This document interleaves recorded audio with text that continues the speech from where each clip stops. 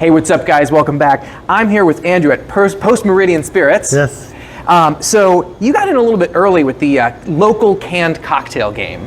Yeah, no, I think what was fun is, the category I thought was going to go big. And I even did my homework ahead of time to do the due diligence, and it's bigger than I ever anticipated. Consumers have come to it really quickly. I think COVID even net was positive for this category because people wanted to drink at home, and we're expecting high quality at home. So it's been nice to have people come to us. But what we did different was, again, we're the first ones to do it in the right size, full strength, but most importantly, we're still the only ones to do it with the real ingredients. So talk to me about the real ingredients. So I've got the margarita here, tequila, orange curacao, and lime. And so I'm glad you said that. It's not just lime, that's 100% real lime juice. Okay. It's truly a lime, like not pasteurized, not flavored artificially with citric acid, not made in some warehouse. It is actually lime. So you've got a lot of different flavors here, but where did you start? Well, we wanted to start with recognizable cocktails that people knew. Okay. So we started with an old fashioned and a margarita, which are two of the most popular drinks there are. We of course started with our Mai Tai, which is our personal favorite, which is the inspiration for the company. And then we also added a daiquiri and a gimlet in our first round. And since then we've expanded into an espresso martini, a cosmopolitan, and a south side.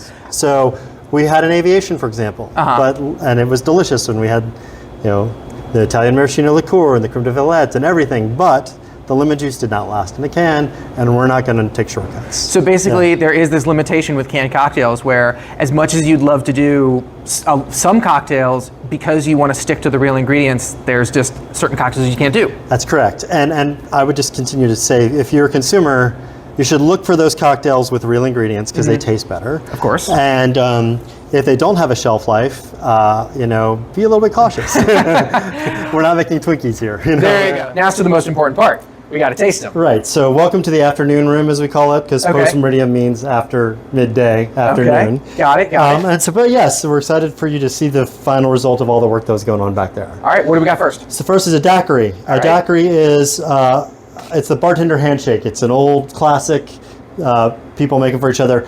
It's a rum-forward drink. We have Italian maraschino liqueur in ours, those we get from Italy, literally. Real lime is what makes it stand out. What really strikes me about this cocktail, and really all of the ones that I've had from you, is that it really tastes like somebody freshly made this. Like, I can feel the tartness of the lime right on the back of my palate. There's a really rich cherry note that comes through on the nose.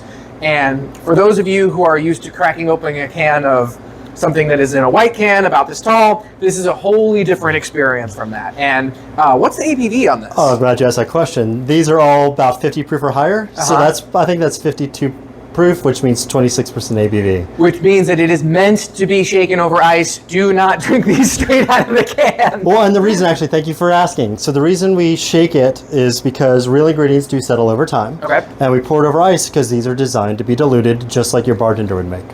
Excellent. All right, next up we have one of my favorite cocktails. We got an old fashioned. So again, this one we're super proud of this one. It's won the highest award in the industry, double gold San Francisco World Spirit. But the reason it won the award is because what we do, we have 4-year-old high rye bourbon whiskey in the back. It's probably too good to put in a can, but we do anyway.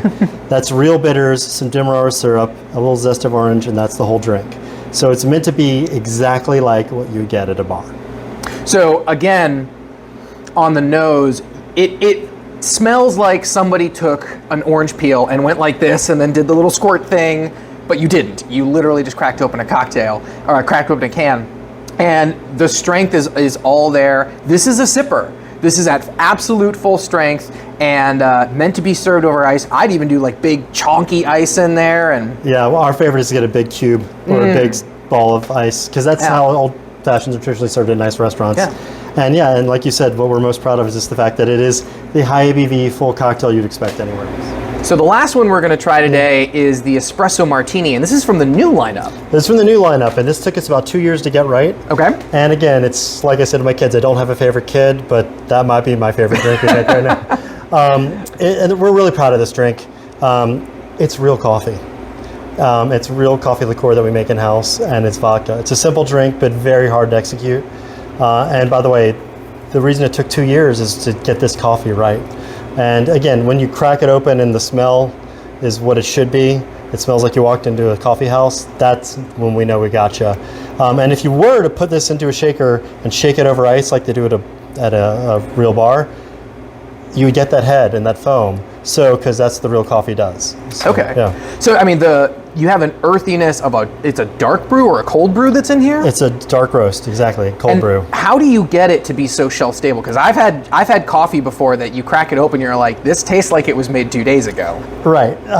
So we worked with some partners that really have figured this out.